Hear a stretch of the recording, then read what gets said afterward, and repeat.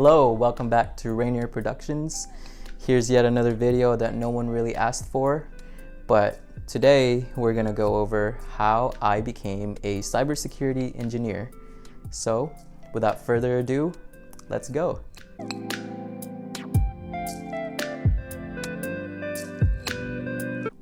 Let's start with my educational background. I took the community college route. I was able to jump into a networking and security program at a local college nearby home. And after going through the program, I was able to receive a certificate and an associate's degree, which led to me landing an entry-level job in IT, which was just a tier 1 help desk, picking up the phone, also solving really easy tickets, plugging in monitors and whatnot.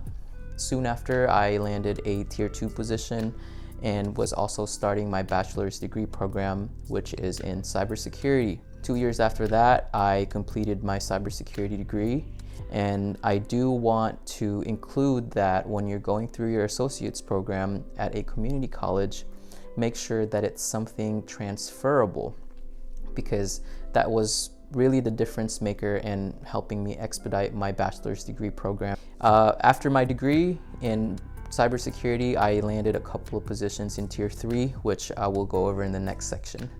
In addition to my schooling, I also have a couple of certs, which are the CCNA and the Security Plus. My CCNA was received during or between my associate's degree and my bachelor's degree.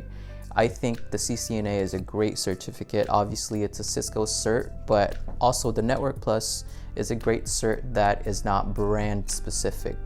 But I really think that networking knowledge is really important for cybersecurity, especially for positions like the security analyst, network security engineer. I think having the basics down of networking is absolutely required to be successful in cybersecurity. Next is my Security Plus. I think the CompTIA Security Plus is great. It's a great entry-level cert, and it can really help you get your foot in the door for a lot of companies.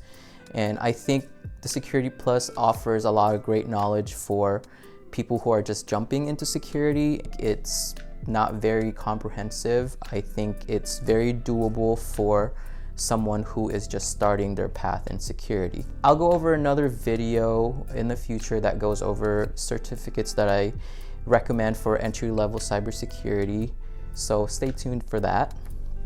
So let's talk about my job experiences in IT. So I've been in IT for about 4 years. I've held positions from tier 1 all the way up to tier 3. I've held positions in help desk, taking phone calls, restarting printers, plugging in monitors, and so on. Soon after that, I was promoted to a tier 2 position, which was more of using SCCM, Active Directory to a degree, granting access. Also, I was learning how to work in a distributed environment because I was in a Fortune 200 enterprise. We had places that we needed to support all around the United States and also internationally. After I jumped into tier 3 finally, and I was a systems administrator for a couple of years. I worked with VMware, Active Directory again, SCCM, some networking also, working with Cisco Meraki, DHCP servers. And finally, I'm now a network security engineer, and I'm still constantly learning, and I can't wait for whatever the future holds. I am eyeing a security architect position in a few years. I'm gonna go through how I plan on doing that and what certs or schooling I plan on doing. So let's go over the path that I recommend into landing your dream job in cybersecurity. But okay, all jokes aside, I really think you should take this with a grain of salt, because what I say is not the end all be all. There are so many great pathways into succeeding in cybersecurity. There are people who never went to school and has certs. There are people who only has schooling and is successful. But what I do recommend is a combination of some schooling and some certificates. I think an associate's degree combined with specialized certs is a really strong foundation, and it can really help you land the job of your dreams. Now, I do want to acknowledge that there are a lot of people I know who are successful with just some specialized certificates. And I don't want to not go over that because you don't have to go to college to be successful in tech. Now, I do want to go over boot camps because a lot of people always ask me if boot camps are the way to go for landing a job in cybersecurity.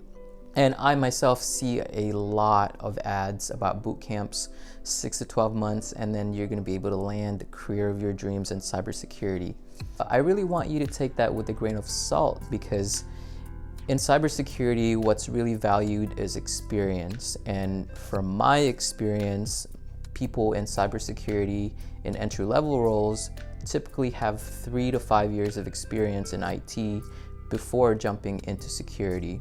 So in my eyes, it's not very common that you go through a 6 to 12 month boot camp and then you're going to be able to land the job of your dreams in cybersecurity.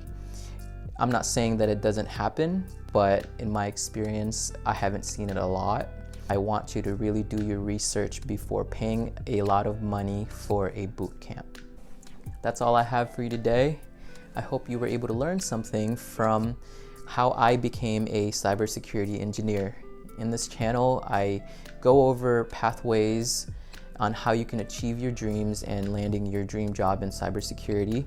So please subscribe if you find that that's interesting to you. If you have any feedback, please leave them down below, or any topics that you want me to cover.